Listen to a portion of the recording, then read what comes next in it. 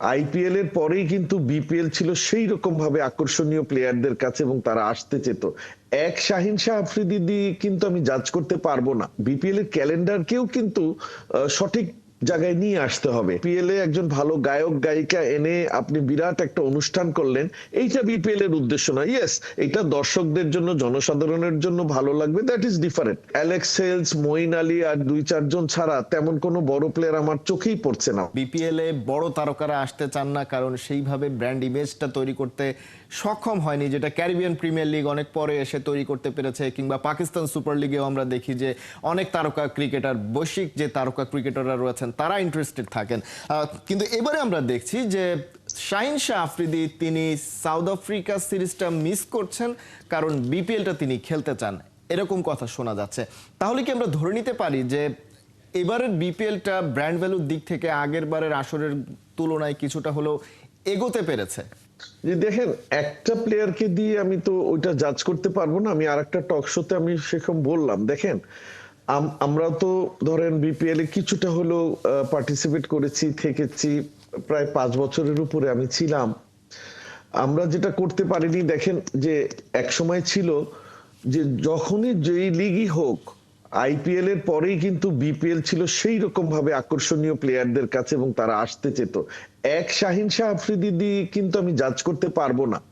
এবং তার ব্যক্তিগত কি কি মতামত বা তিনি কি পরিমাণ অর্থ পাচ্ছেন, এটাও কিন্তু মাথায় নিতে হবে। প্লাস নতুন যে কমিটি বলছি আমরা, শুধু আমি যেটা চোখে দেখেছি সেটা হচ্ছে আমাদের প্রেসিডেন্ট বদল হয়েছে, সাথে দুই এক তিনজন ছাড়া কিন্তু আগের মানুষই রয়ে গেছে। তো তারা থাকলে ক্ষতি হবে বা কে থাকলে ভালো হবে সেদিকে আমি যাচ্ছি না।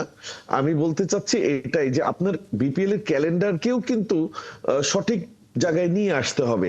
কারণ দেখেন, বাংলাদেশে যখন বিপিএল হয় সাথে সাথে কিন্তু আপনার দুবাইতে কিংবা সাউথ আফ্রিকাতে কিংবা আপনার সে খেলা চলতে থাকে।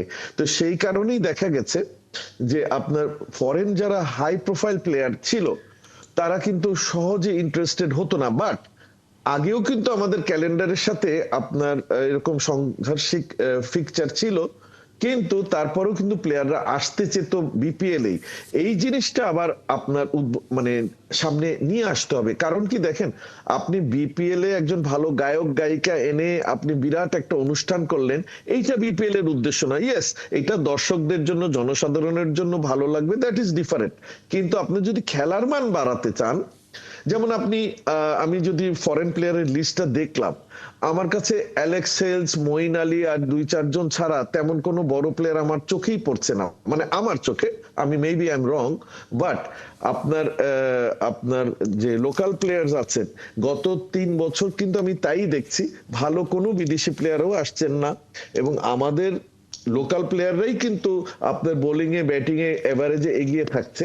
তো আমার বিপিএল এর যে উদ্দেশ্যটা, সেটা থেকে আমরা এখনো অনেক দূরে। এবং এই যে ধরেন নতুন যারা এখন বোর্ডে এসেছেন, তারা প্রথমবারই যে একবারে সবকিছু চেঞ্জ করে ফেলতে পারবেন তাও আমি বলছি না। বাট আমাদের সবার পরামর্শ সহ সবাই যদি আমরা এটা মাথায় নেই যে আমাদের ক্যালেন্ডারটা কখন একটু বেশি ফাঁকা, কারণ যেহেতু আমরা এখন পিছিয়ে পড়েছি, আমাদের সেই জায়গাটা আবার পুনরুদ্ধার করতে গেলে আমাদের কিছু টেকনিক অ্যাপ্লাই করতে হয়। সেই টেকনিক গুলো যদি আমরা সঠিকভাবে নিতে পারি এবং বিপিএল এর যদি একটা কোর টিম আমরা দিয়ে দিতে পারি, যে আপনাকে যে আইপিএলই ফলো করতে হবে তা না, 4-5টা প্লেয়ারের মানে আপনাকে যদি সবসময় আপনার সাথে থাকে এবং ফ্র্যাঞ্চাইজের যদি এই যে আপনার গেট মানি থেকে পয়সা যদি না পায় বা বোর্ড থেকে যদি কিছু হেল্প না পায়, আমি স্পষ্টত দেখছি এখানে 2-3টো টিম সেই রকম স্ট্রং এবং 3-4টা টিম একেবারেই তারা মানে মানে খেলানোর জন্য টিম গড়েছে, সেটা কিন্তু আমি বুঝতে পারছি। তো সেই জন্যই বলছি যে আপনি যখন একটা কম্পিটিশন, বিপিএল এ কি হয়, বিপিএল এ আপনার আমাদের টি-20 খেলাটার মানে যারা প্র্যাকটিস করতে চাচ্ছে, মানে আমাদের ন্যাশনাল টিমের প্লেয়ার গুলো যাতে টি-20 খেলাতে ভালো করতে পারে, ওয়ান অফ দ্য রিজন ছিল বিপিএল। তাই তারপরে ছিল যে আপনার ভালো ফরেন প্লেয়ার যদি বাংলাদেশে আসে, তাদের কাছ থেকে আমরা কিছু টিপস পাবো, আমাদের প্লেয়াররা তাদের সাথে রুম শেয়ার করবে, গ্রাউন্ড শেয়ার করবে, তাদের সাথে হল শেয়ার করবে, খাওয়া শেয়ার করবে, সেখান থেকে অনেক কিছু শেখার আছে। এখন আমি যদি রাকিম কর্নিওয়াল বা এরকম প্লেয়ার আনি, তাদের সাথে থেকে আমরা কি শিখবো, এটা আমার বোধগম্য না।